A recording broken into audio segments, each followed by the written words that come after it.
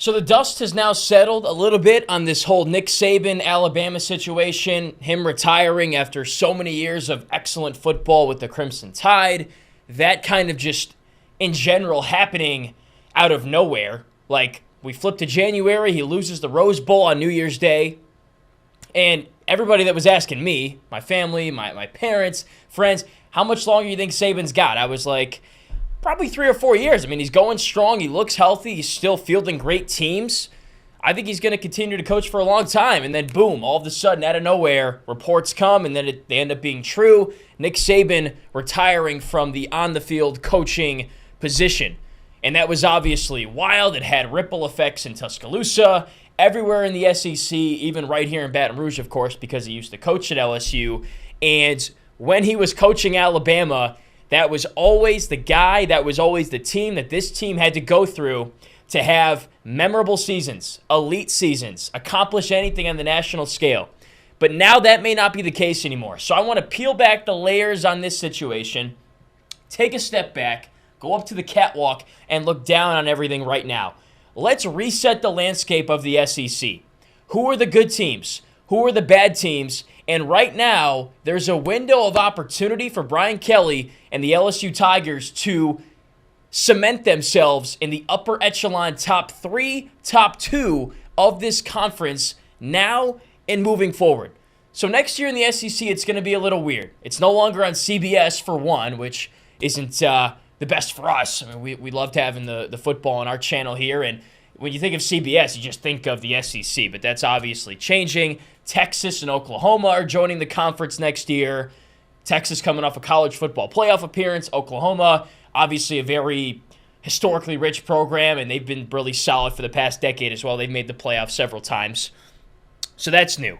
With that, divisions are going away. You had the SEC West, you have the SEC East, Georgia kind of running the East, Alabama, LSU, Auburn, all kind of fighting for contention in the West every year. That's not a thing anymore either. And it's no secret that Alabama in those years, when Nick Saban was there since 2007, dominated that side of the SEC. They won 10 division titles from 2023 to 2007. So across that time period, they won 10 of those. LSU won 4. But now those are gone. Nick Saban's gone.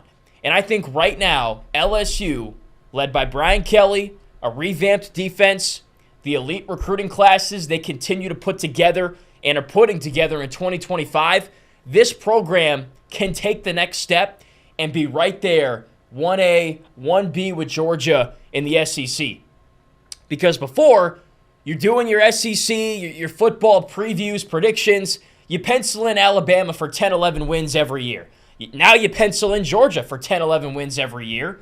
Had they not lost the SEC title game, it probably would have been Michigan and Georgia in the national championship and the Bulldogs fighting for their 3rd straight title. But still, even without that, 2 titles in the last 3 years, that's dominant. I mean, you can't argue with that. But now Saban's gone. So, question, who is that second power in the SEC? A couple of people that could fill that role. Ole Miss, they've been very consistent under Lane Kiffin. They've recruited very well, specifically this offseason in the transfer portal out of high school. They look like a program that's primed to maybe take that step. How about Tennessee? They've been very consistent lately as well under Josh Heupel. Had a great year with Hendon Hooker and that whole team a couple seasons ago. Kind of took a step back this past year, but still, we're competing for that second spot in the SEC East and are still developing under Heupel. He's still got to get a couple recruiting classes in there. Are they the team that can take the step to be number 2? Is it Missouri? A program that caught us all by surprise, I think, this year, and what they accomplished, beating Ohio State in the bowl game, winning double-digit games this year, emerging as another power out of the SEC West. Are they, under Eli Drinkwitz, ready to make that step and be the second-best program in the SEC? Those are some of the contenders right now that LSU is facing. And this 2024 year, really it starts right now, but this entire year leading up to the season, in the season, is this program's chance to hit the treadmill, if you will, accelerate, try to catch up to Georgia, but more so speed away from the rest of the pack. Get ahead on Missouri. Get ahead on Ole Miss. Stay ahead of Tennessee. Like, now is your opportunity to be that program that Alabama was under Nick Saban every year. All right, who's good in the SEC? Well, you got Georgia. Now, maybe you got LSU. Like, of course, LSU is thought highly of every offseason, year after year. Like, hey, they could contend to win the SEC. They could contend to make the college football playoff. I certainly thought that this past offseason. But now can that be a recurring thing every single year? That's the opportunity that's ahead of this program right now with Nick Saban gone. Of course, Brian Kelly did beat Nick Saban head-to-head in his first year as LSU's head coach and put a team out there that competed well against the Crimson Tide this past year. But now, with him out of the way, Kelly just moves up the rankings in the SEC coaching power poll, if you want to call it that, and he can bring his program with him. And this program, year in, year out, can dominate this conference, win on the recruiting trail, and be that second power in the SEC. There's so much other turmoil going on right now. Alabama, of course, the new head coach, Kalen DeBoer, new coaches, their entire team, all the good players on the team at least, are transferring out. They're losing guys from their recruiting class. They're on a downward spiral a little bit right now, and it's going to be on Kalen DeBoer to kind of rein that in, put together a good season, and prove to these guys, hey, just because Saban's gone doesn't mean we can't win. That's going to be his charge. There's change in Mississippi State, new coach there. Auburn, year 2 of Hugh Freeze, not a great first year. Still got to bring guys in, develop that talent, and build it, really. LSU is already, in 2 years, built something. They've won 10 games in back-to-back seasons, and clearly the future is a great selling point because this 2025 class has the number 1 quarterback recruit, the number 1 wide receiver recruit, a 5-star running back, and some of the best talent in the state already. And we're still over, basically almost at a year from early signing day for that class. So a lot of time to add talent to that class still. Who else? The entire conference is just kind of in limbo right now. Texas A&M is in repair mode. They lost Jimbo Fisher. They got Mike Elko in there now in his first year. There's just a lot of novelty and new things going on, a lot of innovation, a lot of change right now in the SEC. Will Texas and Oklahoma come into the conference and instantly succeed? Hard to say.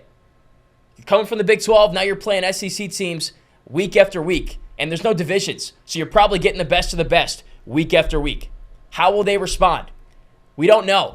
I mean, you want to think that Texas will come in and do good and play well and perform and live up to the billing, but you don't know. So right now, this is the point. Georgia is number 1. There's no debating that. There's not much you can say to oppose that. They've won 2 national championships in the last 3 years.